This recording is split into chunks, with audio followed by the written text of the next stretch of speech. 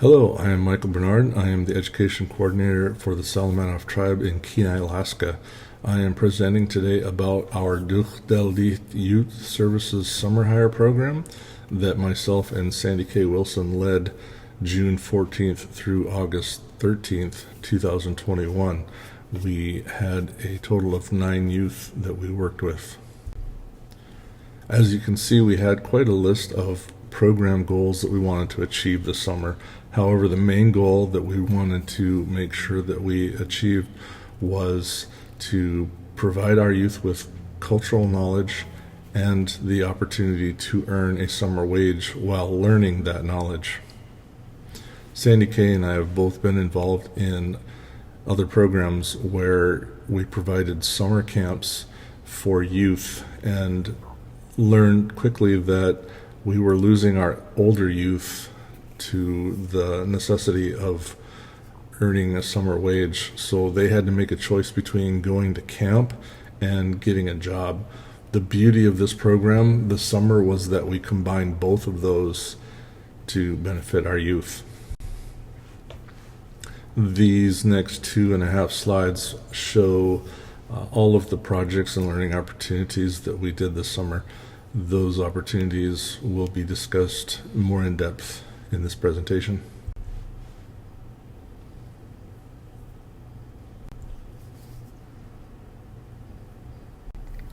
Our first project involved helping an elder to clear out a very large and overgrown raspberry patch in his yard. These photos show the before, and these photos show the after, when our youth had a chance to go in and clean it up for him. We spent some time down at the beach, and Sandy shared her knowledge of the identification and gathering of the beach greens. This photo here shows the poisonous plant on the left and the edible plant on the right. You can tell that there are some similarities in these plants that would make it difficult to identify the differences between the two. And Sandy was very successful at teaching them the differences. Our youth spent time making beaded necklaces. These necklaces were then given out as gifts at a potlatch that our tribe hosted in June. Here you see our crew cleaning spruce tips in preparation to make spruce tip syrup. The youth put syrup into glass jars, and on the right you see a very tasty end product. We spent some time teaching them how to make hand drums, and the photo on the right shows them proudly displaying their handmade drums. We taught the youth how to make Devil's Club salve out of the bark of the Devil's Club plant.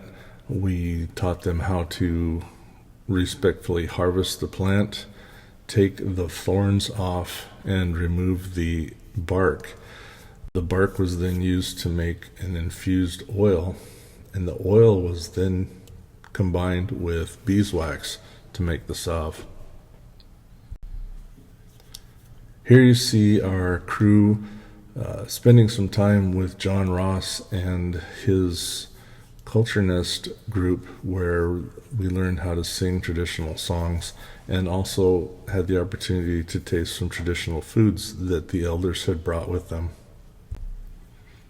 In preparation for the potlatch, our crew spent some time out at the Salamatof Native Association Incorporated Shareholder Park.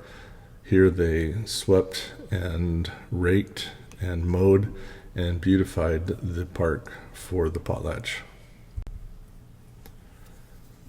Our crew spent some time at one of our cultural sites in Cooper Landing doing some site stewardship.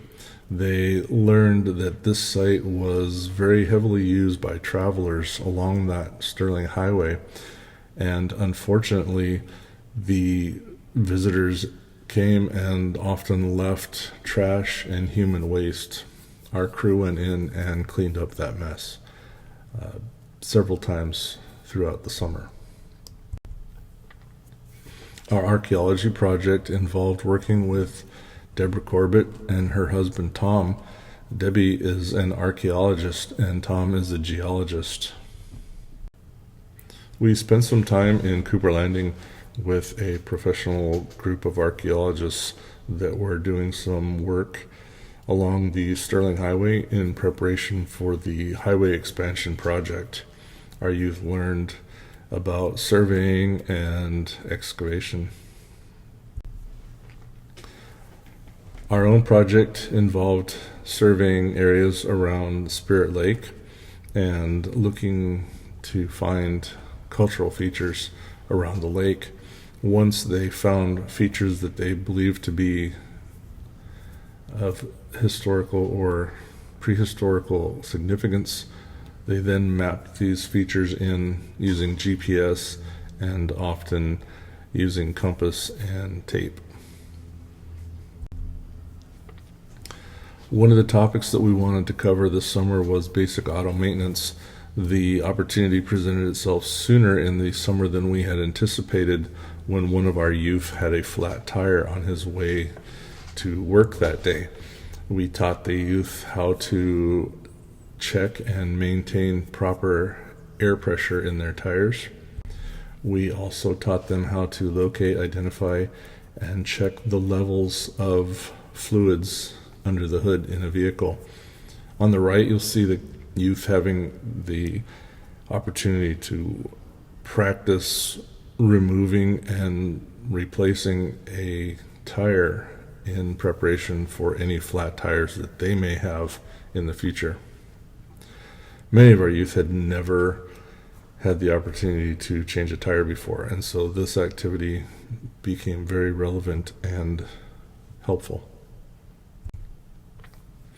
We spent some time with our friends at the Kenai National Wildlife Refuge learning how to tie knots. These knots are ones that the youth could use in fishing.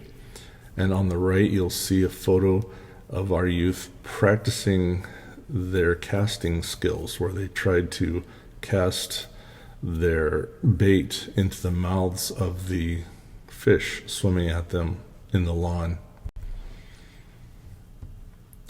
We took our youth down to the shore of Cook Inlet to visit with one of our tribal fishermen who had a commercial set net fishing site.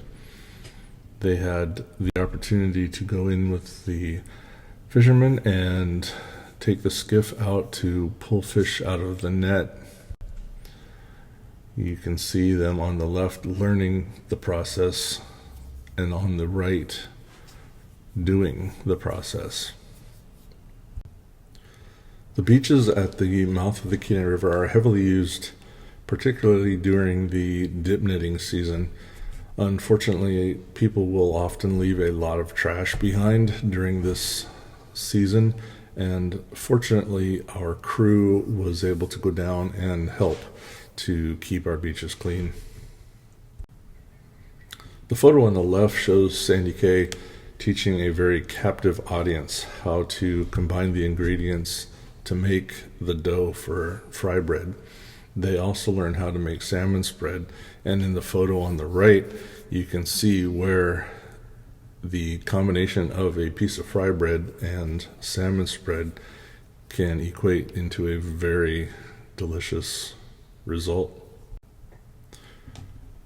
We had the chance to teach our youth how to pickle salmon. Even though this was a very simple process, many of our youth had never had the opportunity to do this before. Oftentimes, our elders will receive salmon fillets, and those fillets can often be too large for one single meal. And so our youth spent some time cutting those fillets into smaller meal-sized portions. They then put the portions into plastic bags and vacuum sealed them. Here you see our crew spending some time down at the beach helping an elder with the harvest of his salmon and preparing it for him to take home. Our crew spent a lot of time smoking salmon this summer, and we used those smoked salmon to make a couple of varieties of preserved fish. Talk about that a little bit later. The Swan Lake fire presented us with an incredible opportunity this summer to harvest fireweed, and the fireweed was made into jelly. The youth learned the process of making jelly and again produced a very tasty end result. This photo shows our crew learning to sing some songs with their drums. The young man at the top left had been in some of our programs in the past and learned many of these songs. He's now having the opportunity to teach others what he had learned. We spent some time with our friends at the Kenai National Wildlife Refuge to learn about the historic cabins on the refuge. Here's one of the ways that we used our smoked salmon. We put some of the salmon in the smokehouse for about 2 days to get some of the smoke flavor, and then pulled them out of the smokehouse, cut them into jar-sized pieces, packed them in glass jars, and pressure cooked them into a kippered variety. The photo on the left shows a typical amount of fish that we would process during one day. The photo on the right shows several cases of the pressure cooked fish that we had jarred up. One of our favorite ways in preparing smoked salmon is what we call balik. Balik is a traditional hard smoked salmon. The salmon is put into the smokehouse for about 7 to 9 days. Here you see the youth bagging those pieces of balik and vacuum sealing them. We were able to help the Russian Orthodox Church by going to the cemetery and cutting down some trees and hauling off some brush in order to beautify their cemetery. The photo on the left illustrates our youth coming together to create lists of the knowledge and skills that they had learned over the course of the summer. Those lists of skills and knowledge were then transferred into resumes. Each of our youth had created a resume so that they could take that to future job applications or in applying for financial aid. The interesting thing about this activity was that we had younger youth who had not even considered creating a resume, and older youth who were needing resumes to look for jobs after this season had ended.